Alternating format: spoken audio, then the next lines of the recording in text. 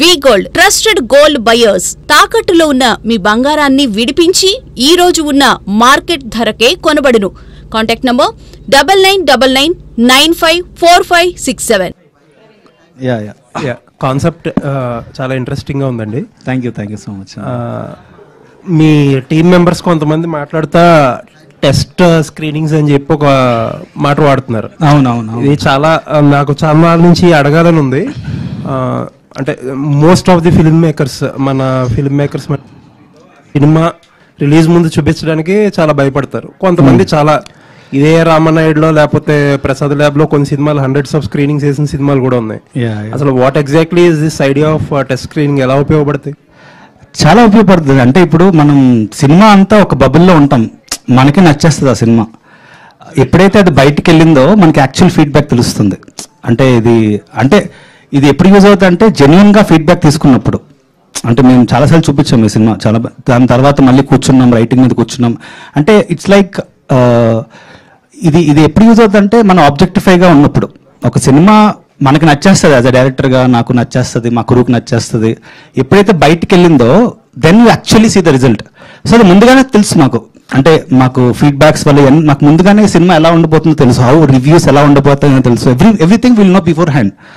So దీనివల్ల చాలా use ఉంటుందని మాకు ఫీలింగ్. బట్ ఆ స్టేజ్ ఆఫ్ మూవీలో ఎంతవరకు రిడెంప్షన్ అనేది పాసిబుల్ అండి?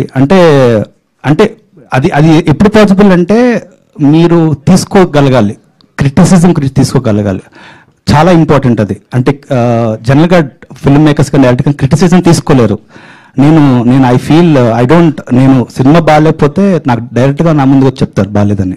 So I'm very open with criticism. చాలా తీసుకుంటా క్రిటిసిజం. సో నా సినిమా నేనే క్రిటిసైజ్ చేసుకుంటాను ఎక్కువ. సో దానివల్ల డెఫినెట్లీ చాలా హెల్ప్ అవుతుంది సినిమా అవుట్పుట్ రావడానికి, మంచి అవుట్పుట్ రావడానికి. అండ్ ఇందాక మీ టీం మొత్తం ఉంటే అమ్మాయిలు చాలా ఎక్కువ మంది కనిపించారు. యూజువల్లీ ఒకళ్ళో ఇద్దరు అసలు, లేకపోతే అసలు కనిపించరు కూడా. ఏంటి సింబాలిజమా లేకపోతే వాట్ ఈస్ దిస్ ఐడియా? లేదు, ఐ బిలీవ్ అంటే ఇప్పుడు ఉమెన్ వస్తున్నారు ప్రతి ఫీల్డ్లోకి. అంటే cinematographer Mridul Sen, so she's a women. అంటే మా శుభం కూడా తనే చేసింది. అండ్ చాలా మంది ఉమెన్ క్రూ ఉన్నారు ఇందులో.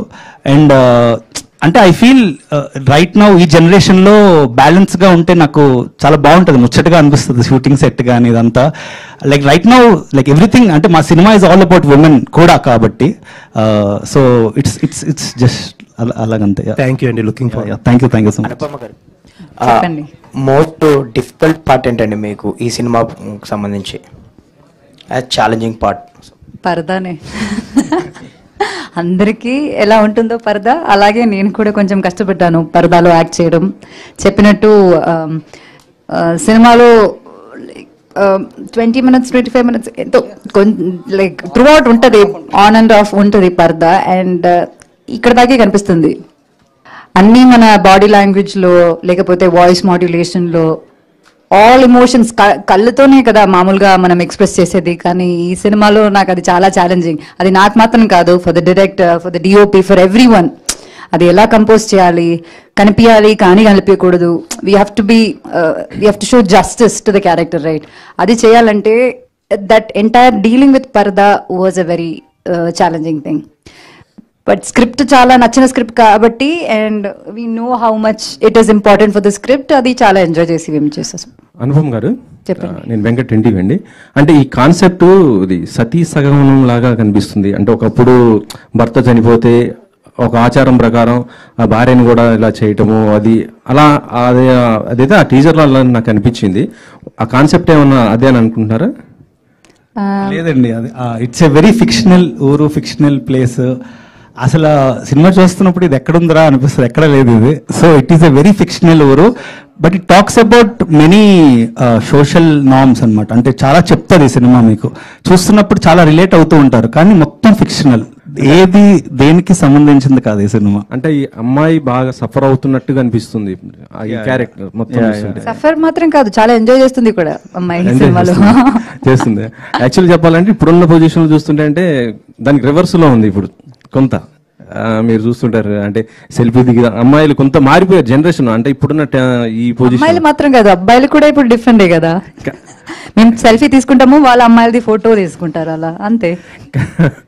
మీరు ఈ మధ్య చూస్తున్నాం చాలా దాదాపు లాస్ట్ 1 year నుంచి కూడా ఇలాంటి సంఘటనలు జరుగుతున్నాయి కదా, అంటే అది కూడా కాన్సెప్ట్ ఏమైనా కలిపారా లేకపోతే ఓన్లీ ఇదేనా? సినిమా చూడండి.